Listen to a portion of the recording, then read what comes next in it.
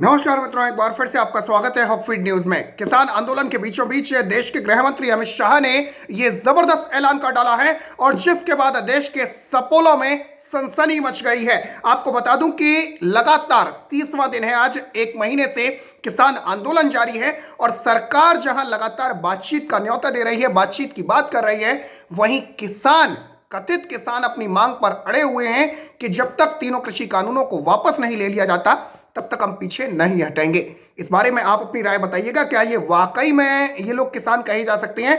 ये कमेंट में मुझे बताइएगा। फिलहाल आपको बता दूं कि किसान आंदोलन के बीचों बीच आज देश के प्रधानमंत्री नरेंद्र मोदी ने देश भर के 9 करोड़ किसानों के खाते में 18,000 करोड़ रुपए ट्रांसफर किए, यानी 2-2 हजार रुपए हर किसान के खाते में ट्रांसफर किए गए। प्रधानमंत्री किसान सम्मान निधि योजना की यह 7वीं किस्त जारी की गई थी। इस दौरान प्रधानमंत्री नरेंद्र मोदी ने देश भर के किसानों से संवाद किया, लेकिन सिर्फ प्रधानमंत्री नरेंद्र मोदी नहीं, बल्कि देश के अलग अलग 6 राज्यों में बीजेपी के तमाम मंत्रियों ने भी किसानों से सीधी बातचीत की और किसानों को यह समझाने की कोशिश की कि कृषि कानून किस तरीके से उनके लिए फायदेमंद हैं। इस दौरान आपको बता दूं कि केंद्रीय गृह मंत्री अमित शाह भी दिल्ली में थे और दिल्ली में उन्होंने हुंकार भरते हुए किसान चौपाल को संबोधित किया और दहाड़ते हुए यह साफ किया कि न तो एमएसपी कहीं जाने वाली है, एमएसपी थी, एमएसपी है और एमएसपी कहीं नहीं जाएगी। अमित शाह ने कहा कि 10 साल तक यूपीए की सरकार ने सिर्फ 60,000 करोड़ रुपए का किसानों को कर्ज माफ किया था, लेकिन मोदी सरकार ने सिर्फ 2.5 साल में 10 करोड़ किसानों के खाते में 95,000 करोड़ रुपए डाले। अमित शाह ने यह साफ तौर पर कहा कि एमएसपी बंद नहीं होगी और विपक्ष जो है वो कोरा झूठ फैला रहा है। इस मौके पर उन्होंने राहुल गांधी और शरद पवार दोनों पर निशाना साधा।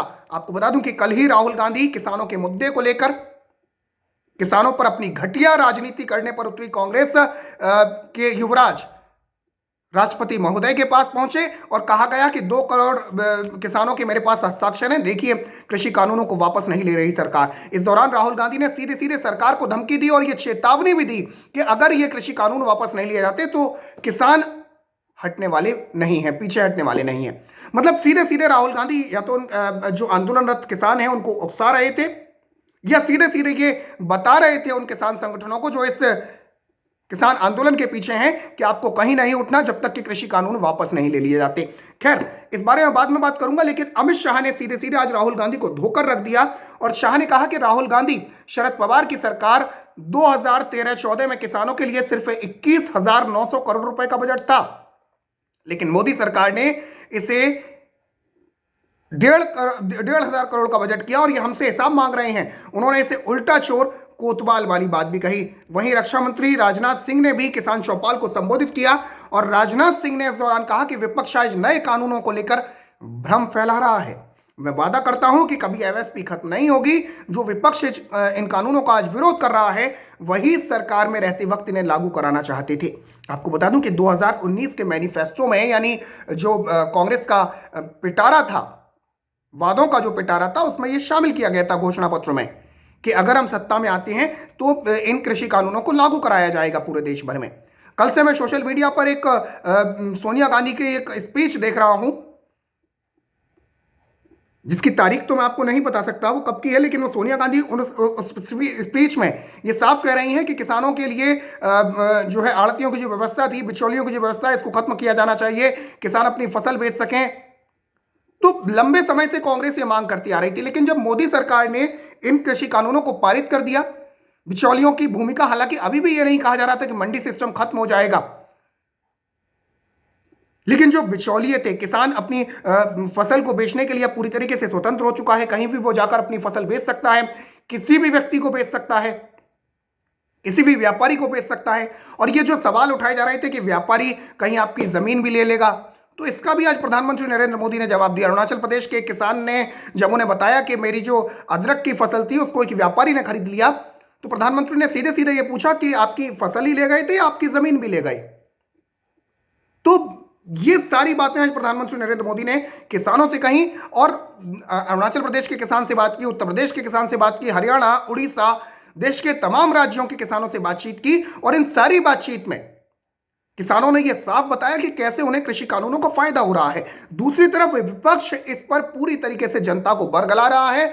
यह भी आज प्रधानमंत्री नरेंद्र मोदी ने साफ कहा। इससे पहले आपको बता दूं कि प्रधानमंत्री नरेंद्र मोदी जहां देश भर के किसानों को संबोधित कर रहे थे, बातचीत कर रहे थे, इसके अलावा भारतीय जनता पार्टी देश के अलग अलग हिस्सों में किसान चौपाल का आयोजन कर रही थी। इस मौके पर बीजेपी के बड़े नेता सीधे किसानों से बात कर रहे थे और उन्हें सरकार की मंशा समझाने की कोशिश की गई। आज अमित शाह और राजनाथ सिंह दोनों केंद्रीय मंत्रियों ने दिल्ली में किसान चौपाल को संबोधित किया और सीधे सीधे यह साफ किया कि एमएसपी कहीं नहीं जाने वाली। राजनाथ सिंह ने भी वादा किया कि एमएसपी कहीं नहीं जाएगी। इसी क्रम में शीर्ष नेतृत्व में दिग्गज नेताओं को अलग अलग स्थानों पर चौपाल की प्रतिनिधित्व की जिम्मेदारी सौंपी गई थी, जिसमें वित्त मंत्री निर्मला सीतारमण और सभी केंद्रीय मंत्री देश के अलग अलग हिस्सों में मौजूद रहे थे, जहां पर लगातार बातचीत की जा रही थी किसानों के साथ। तो सीधे सीधे इस बातचीत में यह साफ किया गया। आपको बता दूं कि खुद प्रधानमंत्री नरेंद्र मोदी भी कई दफा सार्वजनिक मंचों से यह ऐलान कर चुके हैं कि एमएसपी खत्म नहीं होने वाली, एमएसपी कहीं नहीं जाने वाली, देश में मंडी व्यवस्था भी चालू रहेगी। फिर ऐसा क्या है कि जो कृषि कानूनों को वापस लेने पर किसान संगठन अड़ गए हैं? किसान नहीं अड़े हैं, क्योंकि देश का किसान तो अपने खेतों में काम कर रहा है। ये कुछ लोगों को किसान बताकर पूरे देश को हिलाना चाह रहे हैं। आज प्रधानमंत्री नरेंद्र मोदी ने अपने संबोधन में क्या बड़ी बातें कही, वो भी आपको बताता हूं। सबसे पहले उन्होंने बोला कि जिन राजनीतिक दलों को देश की जनता नकार चुकी है, वो आज कुछ किसानों को गुमराह करने में लगे हैं। कुछ लोग किसानों और सरकार की चर्चा नहीं होने दे रहे हैं। राजनीतिक दल सिर्फ चर्चा में आने के लिए इस तरह के इवेंट कर रहे हैं। कौन सी पार्टी है जो चर्चा में आना चाहती है, जिसका राजनीतिक वजूद, सियासी वजूद पूरी तरीके से खत्म होता जा रहा है, जमीन पर कुछ रहा नहीं? सबसे बड़ा नाम कांग्रेस। बंटी बबली दोनों पहुंच गए कल। आपको बता दूं कि इसके साथ ही प्रधानमंत्री मोदी ने कहा कि हाल ही में राजस्थान, जम्मू कश्मीर जैसे राज्यों में पंचायत चुनाव हुए, इनमें अधिकतर किसानों ने वोट दिया और वहां आंदोलन चलाने वाले दलों को नकारा जा चुका है। जितने लोग आज आंदोलन चला रहे हैं वही उस सरकार के साथ थे जिसने स्वामीनाथन रिपोर्ट को दबा कर रखा था। हमने गांव के किसान के काम को आसान करने की कोशिश की है। जो आज किसानों के लिए आंसू बहा रहे हैं, उन्होंने सत्ता में रहते हुए क्या किया, हर किसी को पता है। स्वामीनाथन रिपोर्ट के बारे में आपको बता दूं कि स्वामीनाथन रिपोर्ट में ये सिफारिशें की गई थी और स्वामीनाथन रिपोर्ट की सिफारिशों को ही इस सरकार ने लागू किया है। साथ ही साथ प्रधानमंत्री मोदी ने कहा कि आंदोलन की शुरुआत में मांग थी कि एमएसपी की गारंटी होनी चाहिए, लेकिन अब यह आंदोलन भटक गया है और ये लोग कुछ लोगों के पोस्टर लगाकर उन्हें रिहाई की मांग कर रहे हैं। सरजील इमाम, उमर खालिद, बरबरा राव, इनको रिहा करने की मांग की जा रही है इस आंदोलन की आड़ में। आज ही मैं एक खबर पढ़ रहा था कि खालसा एड ने फ्री चीजें बांट रही है। खालसा एड के बारे में आपको अच्छी तरीके से पता है कि कौन सा संगठन है। वो इस आंदोलन को पूरी तरीके से हाईजैक कर चुका है। इसके साथ ही प्रधानमंत्री मोदी ने कहा कि पहले कृषि कानून तोड़ने पर किसानों को पेनल्टी लगती थी, लेकिन अब हमारी सरकार ने ऐसी पेनल्टी को खत्म कर दिया है। अब खरीदार को किसानों को रसीद भी देनी होगी और 3 दिन के भीतर फसल का पैसा भी देना होगा।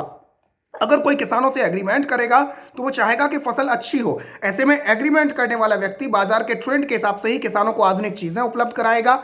अगर किसी वजह से किसान की फसल अच्छी नहीं होती है या बर्बाद हो जाती है तो भी किसान को फसल का पैसा मिलेगा। एग्रीमेंट करने वाला समझौता नहीं तोड़ सकता है और किसान अपनी मर्जी से एग्रीमेंट खत्म कर सकता है। ये तमाम बातें प्रधानमंत्री मोदी ने कही। साथ ही साथ उन्होंने कहा कि देश की सभी सरकारें इस योजना से जुड़ी हैं, लेकिन सिर्फ बंगाल के 70 लाख किसानों को यह फायदा नहीं मिल पा रहा है।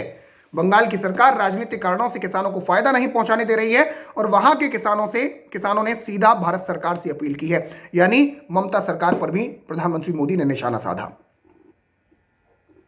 तो आप मुझे बताइए इस खबर पर आपकी प्रतिक्रिया क्या है, साथ ही साथ किसान आंदोलन के बारे में आपकी राय क्या है।